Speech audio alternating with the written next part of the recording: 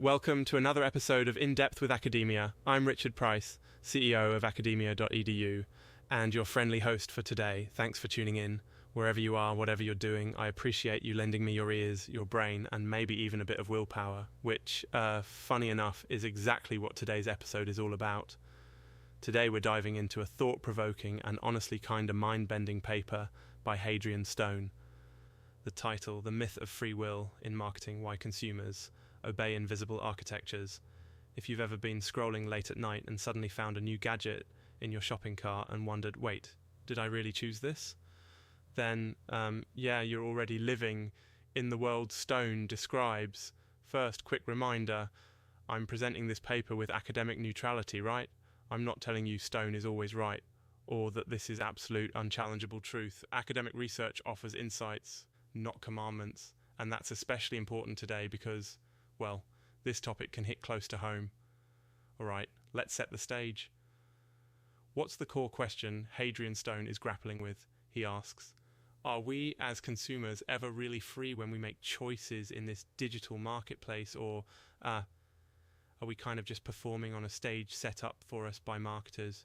Why is that even important? Well, if you've ever wondered about your own agency or how much you're really in control, this paper might change the way you look at those everyday decisions.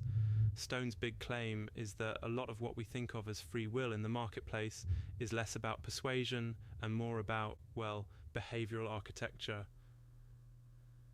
He paints this picture of modern marketing as something that shapes our actions long before we even feel like we've made a conscious choice.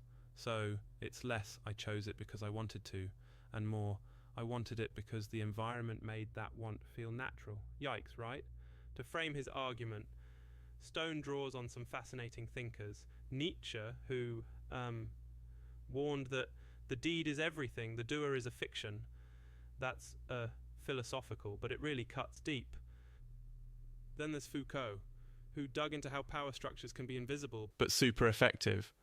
And Dan Ariely, many of you have probably heard of him, shows up with research on how humans are systematically irrational.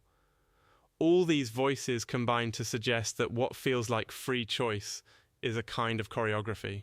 Let's break down a few of the key mechanisms Stone highlights. First, algorithmic curation.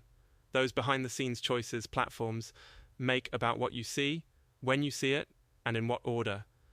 Then engineered scarcity.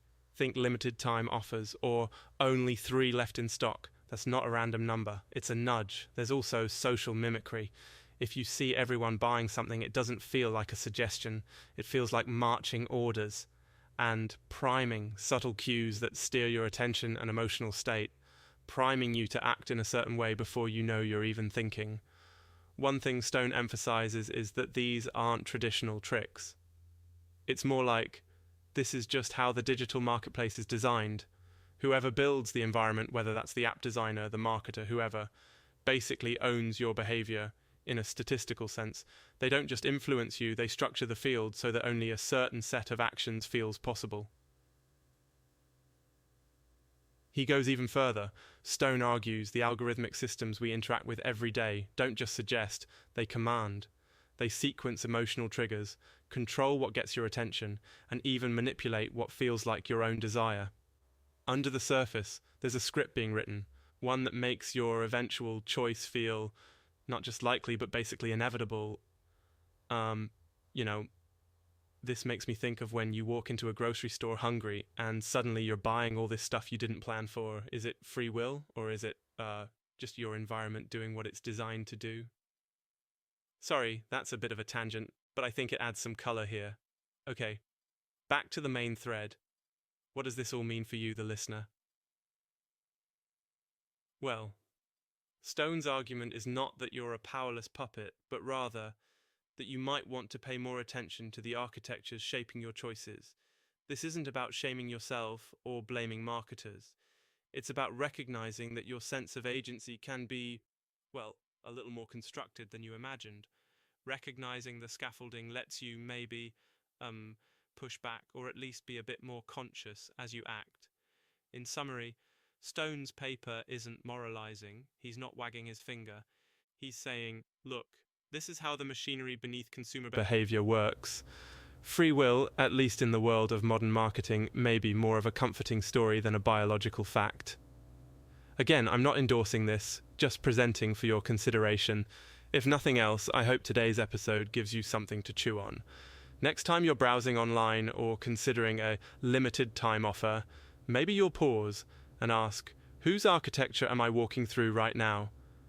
Thanks for spending some time with me today on In Depth with Academia. Keep questioning, keep exploring, and remember, academia's greatest gift is curiosity. Until next time.